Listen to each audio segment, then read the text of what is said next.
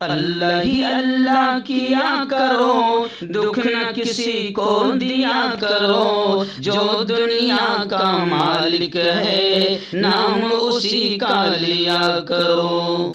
अस्सलामु अलैकुम वरहमतुल्लाहि वबरकातुहू। नाज़रीन, इस्तक़बाल है, स्वागत है आपका viral news live studio Jalgaon, Maharashtra, India में।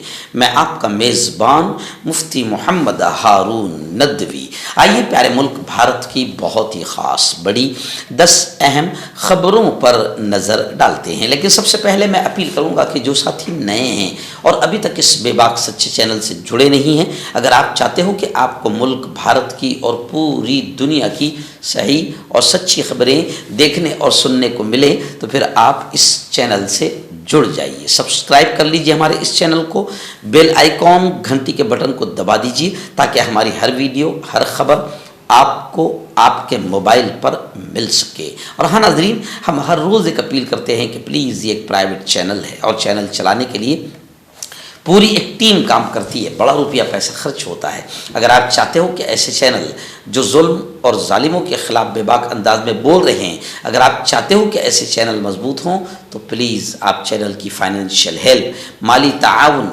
माली मदद ज़रूर कीजिए।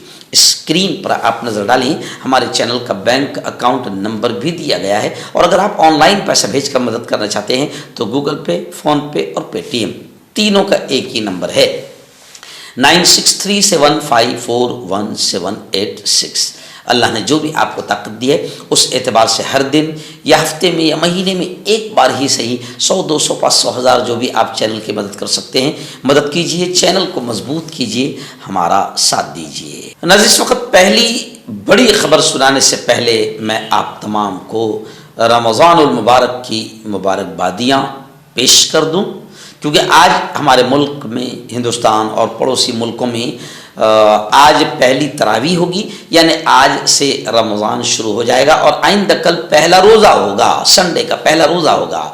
तो आज मैं वायरल न्यूज़ लाइव की तरफ से अपनी पूरी टीम की जानिब से आप तमाम को मुबारकबादियाँ पेश करता हूँ और दुआएं करता हूँ कि अल्लाह ताला आपके लिए, मेरे लिए, हम सब के लिए रोज़ों को आसान फरमाए। अल्लाह हमें ताकत, क़ुव्वत, हिम्मत, तौफ़ीक़ दे और तरावी है, तमाम इबादतों को अल्लाह आपके, मेरे लिए, सबके लिए आसान फरमाएँ और अल्लाह हमारी इबादतों को कबूल करे। आइए, पहली बड़ी खबर मेरी निगाहों के सामने आ रही है कि बर्फ़ानी तोदे में, यह खबर जो है उत्तराखंड, देहरादून और हिंदुस्तान चीन बॉर्डर की यह खबर है कि बर्फ़ानी तोदे में, बर्फ़ के तोदे में 57 मजदूर दफन हो गए। हिंद चीन सरहद पर सड़क तामीर के दौरान ये अफसोसनाक वाक़या पेश आया। बताया जा रहा है कि 32 मजदूरों को बहिफाजत बचा लिया गया।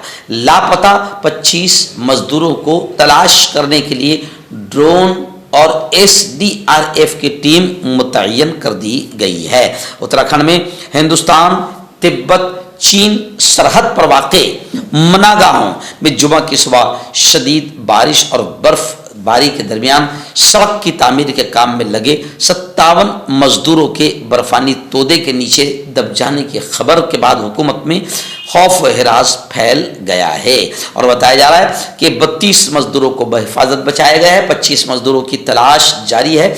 यानी इस बर्फानी तोदे में 57 मजदूर दफन हो गए। नाज़रीन, प्रयागराज, यानी जिसका सही और असल और प्यारा नाम इलाहाबाद है, वहाँ पर महाकुंभ मेला लगा हुआ है और अब यूँ समझिए कि ख़त्म हो गया है। कल ही मैंने आपको बताया था कि एक संत ने कहा कि भाई महाकुंभ तो कब का ख़त्म हो गया है, अभी तो सब सियासत और राजनीति चल रही है।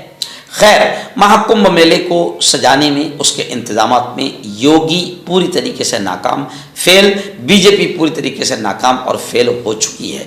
हज़ारों इंसानों की जिंदगियां ख़त्म हो गई इस महाकुंभ में और अजीब अजीब किस्म की हरकतें हुई है, जो शर्मनाक हरकतें हैं। अब ये खबर आ रही है कि महाकुंभ में नहाने वाली ख़वातीन के वीडियोज़ फ़रोख्त किए जा रहे हैं, बेचे जा रहे हैं। इंस्टाग्राम और कुछ टेलीग्राम चैनल्स के खिलाफ उत्तर प्रदेश पुलिस ने कार्रवाई भी की है।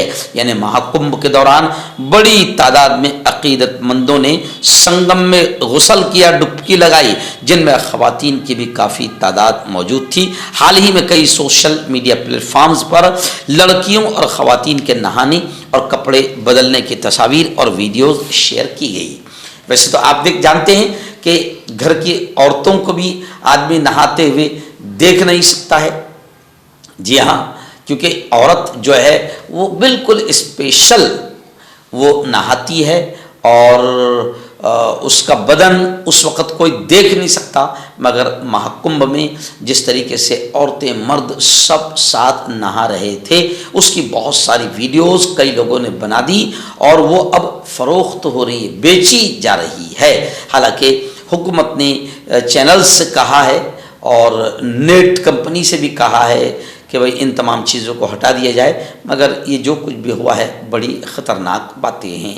नाज़रीन, बड़ी खबर आ रही है। जी हाँ, संभल उत्तर प्रदेश की जामे मस्जिद को लेकर बड़ी खबर आ रही है। आप जानते हैं कि संभल की जामे मस्जिद को लेकर भगवा आतंकियों ने माहौल को ख़राब किया।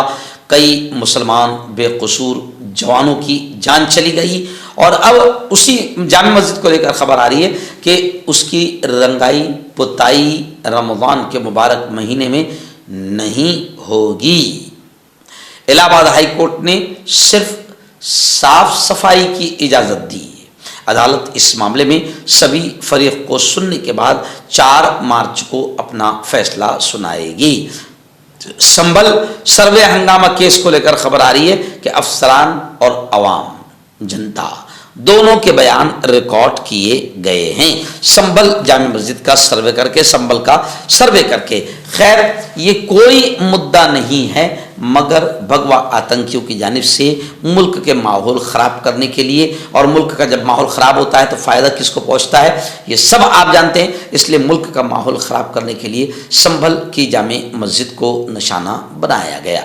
नाज़रीन, बड़ी खबर इस वक्त मेरी निगाहों के सामने है। जी हाँ, अरुण शौरी जो बीजेपी के एक्स मिनिस्टर भी रहे हैं, उन्होंने अपनी नई किताब में बेबाकी और जुर्अतमंदी का मुजाहिरा किया। नई किताब में अरुण शौरी ने ये कहा कि हिंदुइज़्म को हिंदुत्व से बचाएं। एक्चुअल में हमारी भी दुश्मनी हिंदुइज़्म या हिंदू से नहीं है, हिंदुत्व यानी जो हिंदुत्व के नाम पर जो आतंक मचा रहे हैं, गुंडागर्दी कर रहे हैं, आतंकवाद का नंगा नाच खेल रहे हैं, किसी दूसरे धर्म वाले को निशाना बना रहे हैं, उसके हम भी खिलाफ है। तो अब खुद अरुण शौरी जो बीजेपी के साबिक मिनिस्टर रहे हैं, उन्होंने खुद अपनी किताब में कहा कि हिंदुइज़्म को हिंदुत्व से बचाए, और उन्होंने अपनी नई किताब में सावरकर पर कड़ी तनकीद की, सख्त तनकीद की। साथ ही ये किताब अरुण शौरी की मौजूदा हुकूमत के बयान को चैलेंज करती है और इस किताब में गांधी जी की मुस्तकिल अहमियत उजागर की गई है।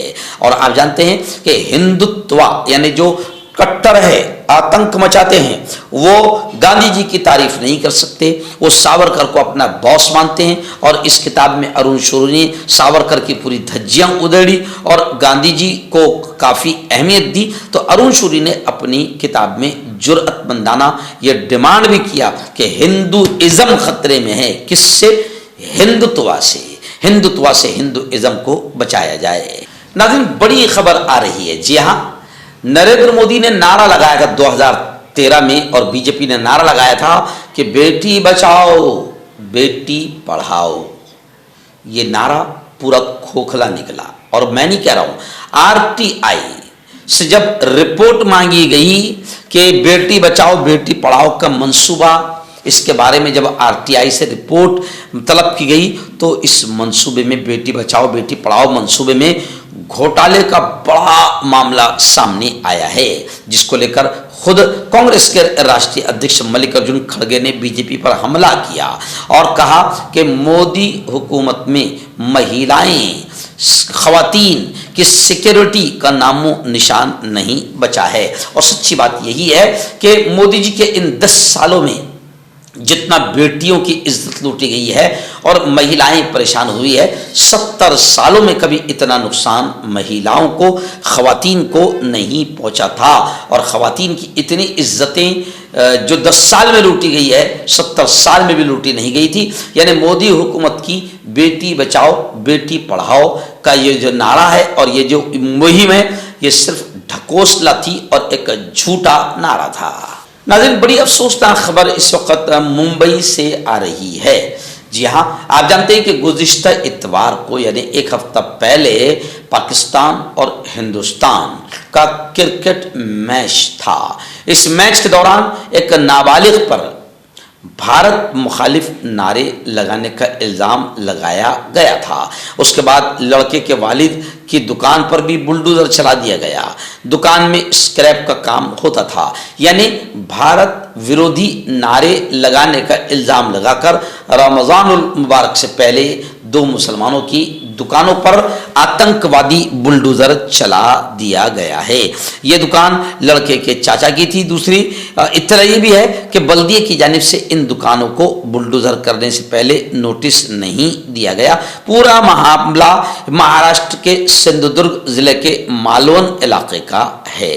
नाज़रीन, महाराष्ट्र के औरंगाबाद ज़िले का एक इलाका है, बल्कि जालना ज़िले में ये आता है अनवा। हमारे यहाँ से तकरीबन 100 किलोमीटर दूर है जलगांव से। तो वहाँ से बड़ी खबर आ रही है कि अनवा में 2 लोगों ने गरम सलाख, गरम असारी से एक नौजवान को बेदर्दी से पीटा। स्क्रीन पर आप तस्वीरें देख सकते हैं कि किस तरीके से जलने के निशान उस जवान के बदन पर है। जालना ज़िले के भोकरदन तहसील के अनवा में ये दिल दहला देने वाला वाक़या पेश आया है।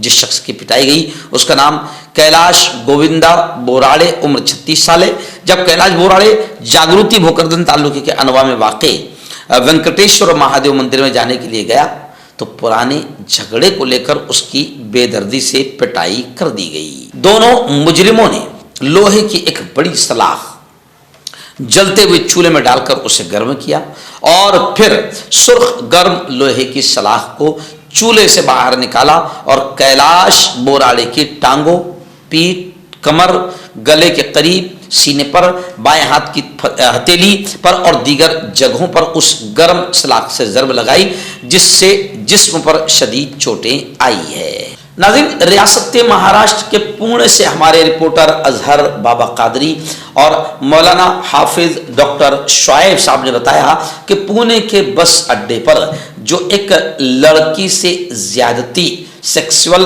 हरेसमेंट का मामला सामने आया था, अब उस लड़की से ज्यादती करने वाले मुलजिम को गिरफ्तार कर लिया गया है। हुकूमत सख्त सजा दिलाने की कोशिश कर रही है। मैं आपको बता दूं कि पुणे बस रेप केस पर साबिक चीफ जस्टिस ऑफ इंडिया ने निर्भया वाक़े को याद किया। ख़वातीन के ख़िलाफ़ जराइम को सिर्फ कानून बनाकर नहीं रोका जा सकता। एक्चुअल में ख़वातीन के ख़िलाफ़ जराइम को लेकर सख्त कानून बने मगर उनका पालन नहीं किया जाता है। इसको लेकर चीफ जस्टिस ऑफ इंडिया ने निर्भया वाक़े को याद किया और कहा कि ख़वातीन के ख़िलाफ़ जो जुर्म हो रहा है इनको सिर्फ कानून बनाकर रोका नहीं जा सकता बल्कि मुजरिमों को सख्त सज़ा देनी होगी। नाज़रीन, दिल्ली फसाद, आप जानते हैं कि दिल्ली में एक ख़तरनाक फसाद हुआ था और काफ़ी नुकसान मुसलमानों को पहुंचाया गया था। जी हाँ, भगवा आतंकवादियों के बड़े बड़े लीडर बाकायदा नारे लगाते हुए, हथियार लहराते हुए उनकी वीडियो वायरल भी हुई थी, मगर अफसोस कि उन लोगों को जेल की सलाखों में ठूसा नहीं गया बल्कि कई बेकसूर जेल की सलाखों में डाले गए और फिर 1 साल, 1.5 साल, 2 साल के बाद बाइज्जत जमीयत उलमा की मेहनतों से रिहा हो गए। लेकिन असल मुजरिम, असल आतंकवादी घूमते ही रहे। खैर, खबर ये आ रही है कि दिल्ली पुलिस का अदालत में ये बयान है कि बीजेपी लीडर कपिल मिश्रा का ये बयान है कि दिल्ली फसाद में मेरा कोई रोल नहीं था, मैं बेकसूर हूँ, मुझे फंसाने की कोशिश की जा रही है। खैर, दिल्ली पुलिस ने अदालत में ये बयान दिया है कपिल मिश्रा, बीजेपी के लीडर कपिल मिश्रा को बचाने के लिए। नाज़रीन, गुज़िश्ता कल यानी जुमा के दिन रमज़ान मुबारक का चांद नज़र नहीं आया, यानी अब पहला रोज़ा इतवार को होगा, यानी आज शनीचर है, आज पहली तरावी होगी और आइंदा कल का पहला रोज़ा होगा। मुल्क की मुख्तलिफ रुयत हिलाल कमेटी ने रमज़ान मुबारक का चांद देखने का ख़ास एहतमाम किया, लेकिन कहीं से भी रमज़ान के चांद की इत्तला नहीं मिली। हाँ, अलबत्ता सऊदी अरब और जितने मुल्क है उधर वहाँ पर चांद गुज़िश्ता कल ही हो गया, पहली तरावी हो गई, आज वहाँ पहला रोज़ा है। अब अगर हमारे 29 होते हैं रोज़े और उनके 30 होते हैं तो अल्लाह ने चाहा तो सारी दुनिया में एक साथ ईद अदा की जाएगी, ईद मनाई जाएगी और ईद की नमाज पढ़ी जाएगी। दुआ कीजिए कि ऐसा ही हो। तो मैं हकीम जावेद, क्या आपको शुगर है या आपके बदन में दर्द रहता है, जैसे जोड़ों का दर्द, नसों का दर्द, गठिया वाई, इसके अलावा अगर आपको बवासीर है, खूनी वाली हो या मस्से वाली हो, और अगर आप अपनी शादीशुदा ज़िंदगी को लेकर खुश नहीं है तो आप हमें कांटेक्ट कर सकते हैं। यहाँ गारंटी के साथ जड़ी बूटी से इलाज किया जाता है। Thank you so much. मर्दाना ताकत हासिल करे 72 घंटों के अंदर, वो भी जड़ी बूटियों द्वारा, हकीम याकूब खान से कांटेक्ट करें जो कि 75 सालों से हिकमत कर रहे हैं। इसके अलावा जोड़ों में दर्द, गुर्दों में पथरी, शुगर, खुजली, ल्यूकेरिया का गारंटी से इलाज किया जाता है। अभी कांटेक्ट